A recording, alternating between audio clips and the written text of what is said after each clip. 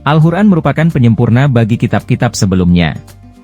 Al-Quran mengandung banyak pokok ajaran sehingga membuat seluruh hidup dan kehidupan ini menjadi terarah.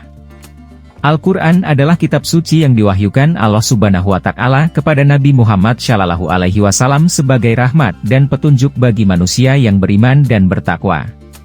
Melalui Al-Quran ini terbukti mampu untuk menjawab segala bentuk persoalan yang ada di alam semesta dan sekaligus mampu membuktikan bentuk keakurasian mengenai kemajuan ilmu teknologi. Beberapa ilmuwan menemukan beberapa fakta mencengangkan yang ternyata telah tertuang di dalam Al-Quran.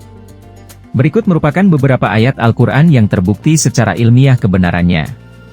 Mencengangkan. Bukti kebenaran Al-Quran telah terjadi. Tapi sebelum lanjut jangan lupa untuk like, subscribe dan nyalakan lonceng notifikasimu untuk mendapatkan video terupdate dari kami.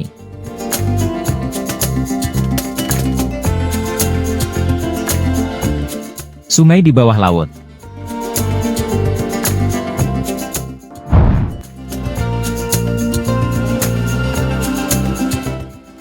Sungai merupakan aliran air yang besar, memanjang, dan mengalir secara terus-menerus dari hulu ke hilir. Namun terdapat penelitian yang dilakukan oleh ilmuwan Jacques Cousteau, yaitu pakar peneliti dunia bawah laut asal Meksiko. Ia menemukan bahwa terdapat sungai di dalam lautan. Jadi terdapat lautan yang mempertemukan antara air tawar dan air asin yang disebut sungai bawah laut. Sungai bawah laut tersebut terjadi karena terdapat perbedaan tekanan lapisan air. Fenomena ini telah dituliskan dalam Al-Quran pada surat Ar-Rahman ayat 19, 20 dan surat Al-Furqan ayat 53 yang artinya, Dia membiarkan dua lautan mengalir yang keduanya kemudian bertemu. Antara keduanya ada batas yang tidak dilampaui masing-masing. Dan Dialah yang membiarkan dua laut mengalir, berdampingan, yang ini tawar lagi segar dan yang lain masin lagi pahit, dan Dia jadikan antara keduanya dinding dan batas yang menghalangi.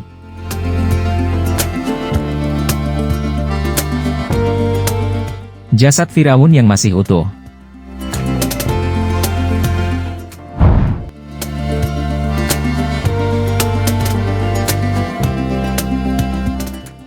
Firaun merupakan kepala negara dan pemimpin agama bagi masyarakat Mesir kuno. Firaun dianggap sebagai setengah manusia dan setengah dewa. Pada zaman dahulu Firaun mengumpulkan ratusan ribu tentaranya untuk melawan Nabi Musa dan rombongannya. Berkat mukjizat Allah Subhanahu wa Ta'ala, rombongan Nabi Musa berhasil mengalahkan Firaun. Allah menolong Nabi Musa dengan menurunkan mukjizat kepadanya, sebagaimana yang disebutkan dalam firman-Nya berikut ini. Dan, ingatlah, ketika kami membelah laut untukmu, sehingga kamu dapat kami selamatkan dan kami tenggelamkan, Firaun, dan pengikut-pengikut Firaun, sedang kamu menyaksikan.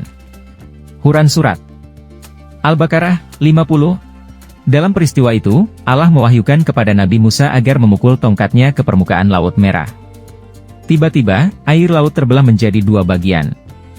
Nabi Musa dan rombongannya pun dapat dengan mudah melewati Lautan Merah. Lalu Firaun dan pasukannya pun mencoba melewati Lautan Merah tersebut, dan saat Firaun berada di tengah-tengah lautan, air yang terbelah tersebut menyatu kembali. Alhasil, Firaun dan pasukannya pun tenggelam. Setelah berabad-abad peristiwa tersebut berlalu, terdapat sebuah penelitian yang dilakukan oleh Dr. Maurice Bucaille yaitu ilmuwan asal Perancis. Beliau mengatakan bahwa berdasarkan penelitian yang dilakukan terhadap jasad Firaun, tampak bekas-bekas yang menunjukkan bahwa Firaun mati tenggelam. Karena terdapat kandungan garam laut yang terdapat pada jasadnya, hasil sinar X juga menunjukkan bahwa tulang jasad Firaun mengalami pengeroposan tanpa ada proses penghancuran, baik pada kulit maupun daging. Ini menjadi bukti yang kuat bahwa Firaun benar-benar mati karena tenggelam. Meski tenggelam di tengah lautan, jasad Firaun diyakini masih utuh sampai sekarang. Keberadaannya pun telah terbukti secara ilmiah lewat penelitian-penelitian yang telah dilakukan. Bahkan saat ini jasad Firaun bisa dilihat langsung di The National Museum of Egyptian Civilization, Museum Nasional Peradaban Mesir, di kawasan Fustat, Kairo, Mesir. Jauh sebelum keberadaan jasad Firaun dibuktikan, Al-Quran terlebih dahulu mengisyaratkan bahwa jasadnya akan ditemukan. Hal ini termaktub dalam Al-Quran yaitu, "Maka pada hari ini kami selamatkan badanmu supaya kamu dapat menjadi pelajaran bagi orang-orang yang datang sesudahmu dan sesungguhnya kebanyakan dari manusia lengah dari tanda-tanda kekuasaan kami." Quran Surat Yunus 92.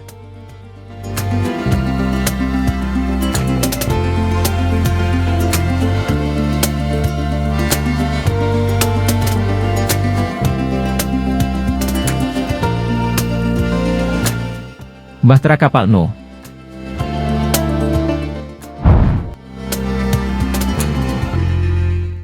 Sejumlah peneliti menemukan bukti yang valid tentang keberadaan kapal Nuh. Melalui penelitian selama beratus-ratus tahun dan pengamatan dari hasil foto satelit, salah satu situs yang dipercaya sebagai jejak peninggalan kapal tersebut terletak di Pegunungan Ararat, Turki, yang berdekatan dengan perbatasan Iran. Al-Quran menyebut bahwa Bahtera Nuh berlabuh di Joudi, surat 11 ayat 44. Gunung Joudi ini adalah puncak tertinggi dari gunung-gunung Ararat di Armenia. Dahulu perahu Nuh dibuat untuk memberi peringatan dan menyelamatkan umatnya. Allah memerintahkan Nabi Nuh untuk membangun sebuah bahtera yang besar.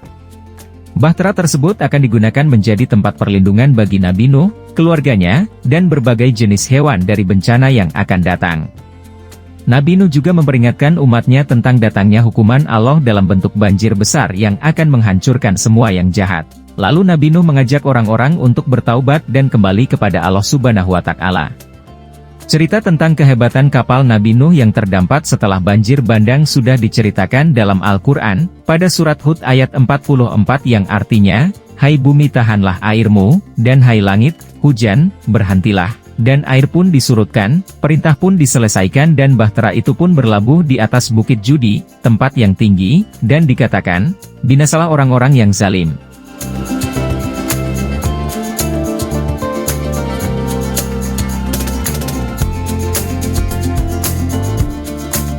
Garis edar tata surya.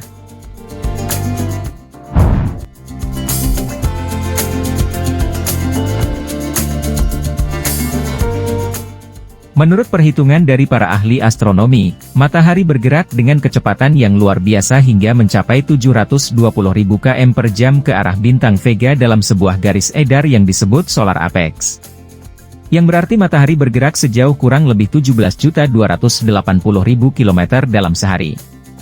Semua planet dan satelit dalam sistem gravitasi matahari juga berjalan menempuh jarak ini bersama dengan matahari.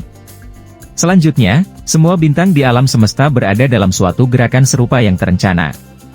Fenomena tata surya dan garis edar sudah tertulis di dalam Al-Quran, antara lain dalam surah Al-Anbiya ayat 33 dan surah Yasin ayat 38-40, dan dialah yang telah menciptakan malam dan siang, matahari dan bulan. Masing-masing dari keduanya itu beredar di dalam garis edarnya. Quran Surat Al-Anbiya 33. Dengan adanya berbagai fenomena alam tersebut kita dapat melihat kebesaran dan kekuasaan Allah Subhanahu wa Ta'ala.